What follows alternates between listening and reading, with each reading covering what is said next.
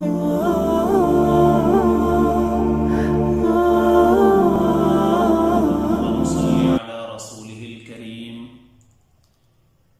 بعد فأعوذ بالله من الشيطان الرجيم بسم الله الرحمن الرحيم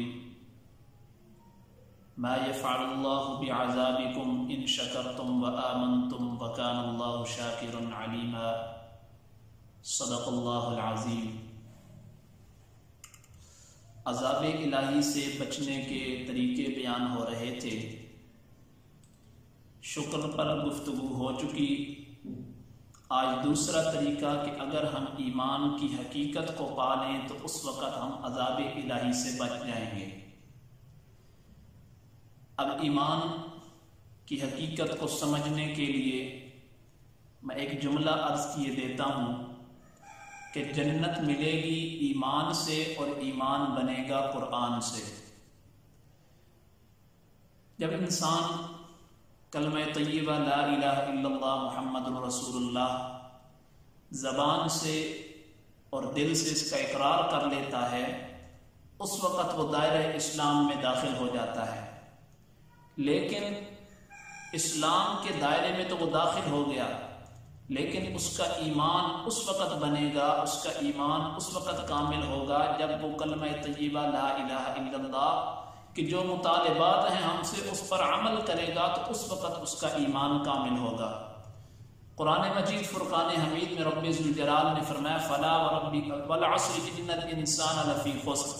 اللہ نے زمانے کی قسم اٹھا کر فرمایا سارے کے سارے انسان گھاٹے میں ہیں، الا الذین آمنوا، صرف یہ نہیں فرمایا مگر وہ لوگ جو ایمان لائے، بلکہ آگے ایک شرط لگائی وعملوا الصالحات، اعمال صالحہ بھی کیے، وَتَوَاصَوْا بِالْحَقِّ، آپس میں ایک دوسرے کو حق کی تلقین کرتے ہیں اور آپس میں ایک دوسرے کو صبر کی تلقین کرتے ہیں۔ حقیقت میں یہ انسان کامیاب ہے۔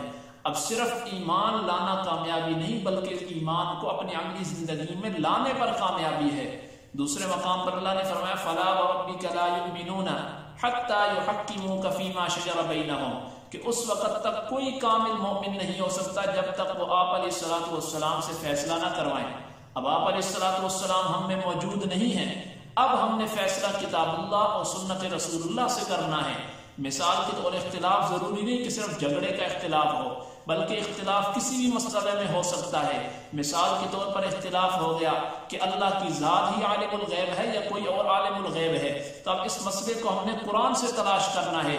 قرآن مجید میں اللہ نے واضح فرما دیا قُلْ لَا يَعْلَمُ مَنْ فِي السَّمَاوَاتِ وَالْأَرْضِ الْغَيْبَ إِلَّا اللَّهُ، کہ آسمان و زمین کے غیب کو جاننے والا صرف اللہ کی ذات ہے۔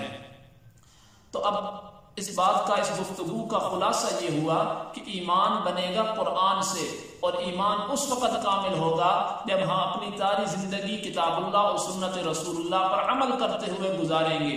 ایمان اس وقت کامل ہوگا جب ہم قرآن کی تعلیمات اور پیغمبر علیہ الصلوۃ والسلام کی سیرت کو اپنائیں گے، اس وقت ہمارا ایمان کامل ہوگا۔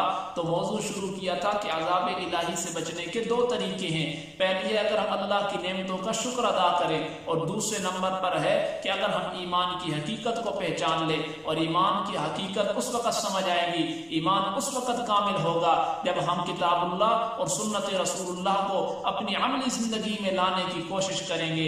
اللہ رب العزت سے دعا ہے کہ اللہ رب العزت ہمیں حقیقی معنوں میں کامل ایمان کی دولت نصیب فرمائے۔ وآخر دعوانا ان الحمد للہ رب العالمین۔ السلام علیکم ورحمۃ اللہ۔